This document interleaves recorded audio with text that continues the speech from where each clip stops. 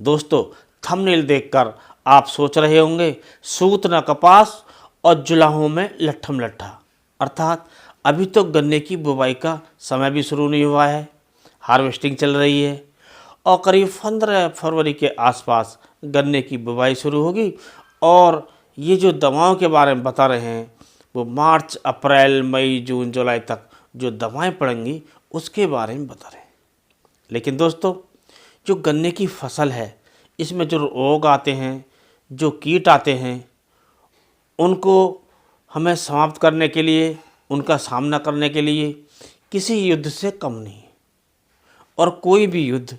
तब तक नहीं जीता सकता जब तक कि हमारी पहले से तैयारी ना हो।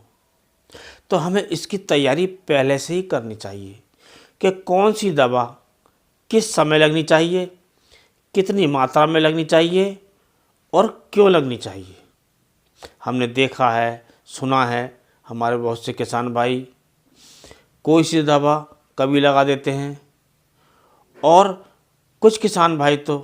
सारी की सारी दवाएं लगा देते हैं। और कई किसान भाई ऐसे भी होते हैं जो एक साथ मिलाकर 3-4 दवाई लगा देते हैं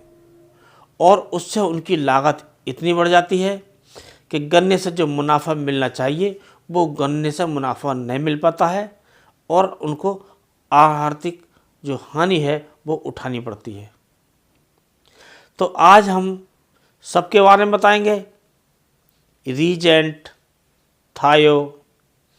फिफ्रोनिल, थायोमेथोक्साम जो आता है और वर्टाको, कोराजन, सब दवाओं के बारे में बताएंगे कि ये कितनी मात्रा में लगानी चाहिए और कब लगानी चाहिए और इनके लगाने से हमें क्या लाभ हो सकते हैं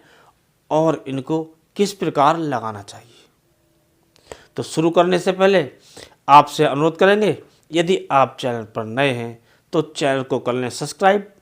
और यदि आप पहले ही सब्सक्राइब कर चुके हैं तो वीडियो को लाइक कीजिए, दोस्तों में शेयर कीजिए ताकि जो दूसरे किसान भाई हैं वो भी इससे लाभ उठा सकें। तो दोस्तों, जो गन्ने की जो बुवाई शुरू होगी, हम मानकर चल रहे हैं जो बसंतकालीन गन्ने की बुवाई शुरू होगी करीब 15 फरवरी से आसपास, पूरी फरवरी चलेगी और मार्च चलेगी। ये जो बुवाई है इसे आधार मानकर हम बात कर रहे हैं। हमें जो दवाई लगानी है बुवाई के समय, जब हमारी गन्ने की बुवाई होती है, जहाँ पर हम पच्छी डालते हैं अर्थात जो गन्ने के टुकड़े डालते हैं, वहाँ पर जो हमें दवाई लगानी होती है शुरू में, वो सबसे जो बढ़िया दवाई होती है वो होती है थायोमेथोक्साम और फिफ्रोनिल, अर्थात थायोमेथोक्साम जो 25% WG के रूप में आता है उसको हम 500 ग्राम ले सकते हैं, यह थायोमेथोक्साम 30% के रूप में आता है लिक्विड के रूप में, उसको 500 ml ले सकते हैं। इसके साथ हमको रीजेंट या फिफ्रोनिल किसी भी कंपनी का अच्छी का आप ले सकते हैं, वो आप 500 ml प्रति एकड़ के हिसाब से इन दोनों दवाओं को आप पानी में घोलिए और उस पानी को आप रेत या सूखी मिट्टी में मिलाइए और उसको आप खाद में मिलाकर पक्षी से पहले, अर्थात जो गन्ने के टुकड़े होते हैं उनसे पहले आप खाद में मिलाकर लाइनों में डाल दीजिए और उसके ऊपर आप टुकड़ों की बुवाई कीजिए। तो आपको इससे बहुत ही अच्छे रिजल्ट मिलेंगे, चाहे वो दीमक के लिए हों या वाइट ग्रब के लिए हों या आगे चलकर कंसुए के लिए हों जो तना छेदक होता है। और कुल मिलाकर जो हमारा गन्ने के जो कल्ले निकलते हैं वो गहरे हरे रंग के, काले रंग के निकलते हैं और मोटे कल्ले निकलते हैं। यदि हम इस समय दवाई का प्रयोग ना करें तब भी हमारा काम चल जाता है, क्योंकि कंसुए में इनका काम ज़्यादा होता है और कंसुए का जो प्रकोप होता है वो होता है अप्रैल में जाकर, तो उस समय हम लगा सकते हैं। लेकिन जहाँ पर दीमक का असर होता है, वाइट ग्रब का असर होता है, वहाँ पर हमें इनका प्रयोग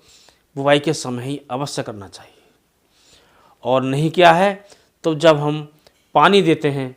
तो पानी के समय हम इन दवाओं का प्रयोग कर सकते हैं, और या फिर हम अप्रैल के लास्ट में कोराजन की ड्रिंचिंग भी कर सकते हैं। जो हम 150 ml प्रति एकड़ के हिसाब से लेकर 400 लीटर पानी में घोलकर हम पौधों की जड़ों में ड्रेंचिंग कर सकते हैं। या सिंचाई के समय हम कार्टप 4G का भी इस्तेमाल कर सकते हैं, जिसे हमें 10 किलोग्राम प्रति एकड़ के हिसाब से प्रयोग करना है। या फिर हम जो रीजेंट या फिप्रोनिल आता है उसको हम 8 किलोग्राम प्रति एकड़ के हिसाब से लेकर प्रयोग कर सकते हैं, खाद में डालकर उसकी सिंचाई कर सकते हैं, तो हमें इसके अच्छे रिजल्ट मिलते हैं। फर्टेरा,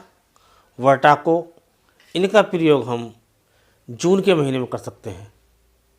उस समय हम खाद में मिलाकर इनका प्रयोग कर सकते हैं, लेकिन इसमें सिंचाई बहुत ज़रूरी है, अर्थात डालने के बाद एक सिंचाई करनी है और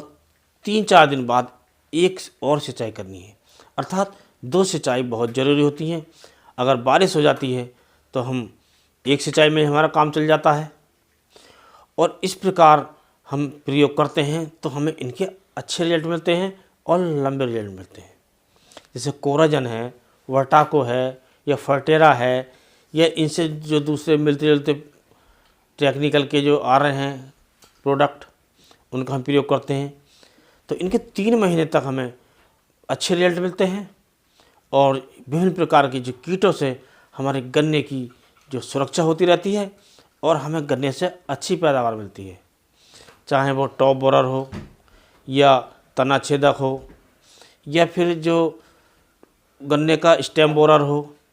उसमें सभी प्रकार के जो कीट गन्ने में लगते हैं उनसे ये दवाएं हमें सुरक्षा प्रदान करती हैं